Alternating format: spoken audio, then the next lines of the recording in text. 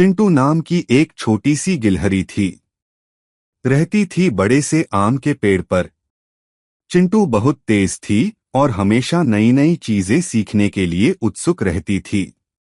एक दिन चिंटू पेड़ से नीचे झांक रही थी कि तभी उसे एक तितली दिखाई दी। तितली के पंखों पर रंगों का ऐसा जादू था कि चिंटू देखती ही रह गई। मैं भी ऐसे ही रंगीन पंख पाना चाहती हूँ, चिंटू ने मन ही मन में सोचा। अचानक उसे एक ख्याल आया। वो तेजी से अपनी माँ के पास गई। माँ, माँ, मुझे भी रंगीन पंख चाहिए, चिंटू बोली। माँ मुस्कुराई और बोली, पगली गिलहरी, हमारे पंख भूरे जरूर हैं, पर ये मजबूत होते हैं और पेड़ों पर चढ़ने में हमारी मदद करते हैं। चिंटू नहीं मानी। वो जंगल में घूमने निकल पड़ी।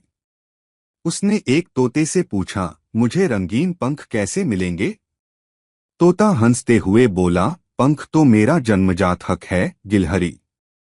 निराश होकर चिंटू आगे बढ़ी। रास्ते में उसने मोर को नाचते हुए देखा। उसके पंखों का फैलाव इतना खूबसूरत था कि चिंटू मंत्रमुग्ध हो गई। मुझे भी ऐसे नाचने आते तो कितना अच्छा होता, चिंटू ने सोचा। लेकिन मोर ने भी यही बात बताई कि नाचना और रंगीन पंख उसके स्वभाव में हैं। शाम ढलने लगी थी। थककर हारकर चिंटू वापस अपने पेड़ पर लौटी। तभी उसे अपनी माँ की बात याद आई। माँ ने उसे बताया था कि पेड़ों पर चढ़ने में उनकी भूरे मजबूत पंख कितने काम आते हैं।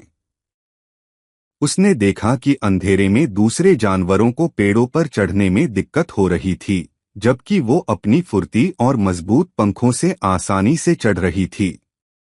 अचानक चिंटू को अपनी खूबियों का एहसास हुआ। हर किसी की अपनी खासियत होती है, चिंटू ने सीखा। मेरे भूरे पंख भले ही रंगीन न हो, पर ये मेरी पहचान है और मेरी मदद करते हैं। सीख हमें दूसरों की नकल करने की बजाय अपनी खूबियों को पहचानना और उनका इस्तेमाल करना चाहिए। आशा है आपको कहानी अच्छी लगी होगी। आप इसे लाइक कर सकते हैं और अपने दोस्तों के साथ शेयर कर सकते हैं। मजेदार कहानी सुनने के लिए हमारे चैनल को सब्सक्राइब कर लेना। धन्यवाद।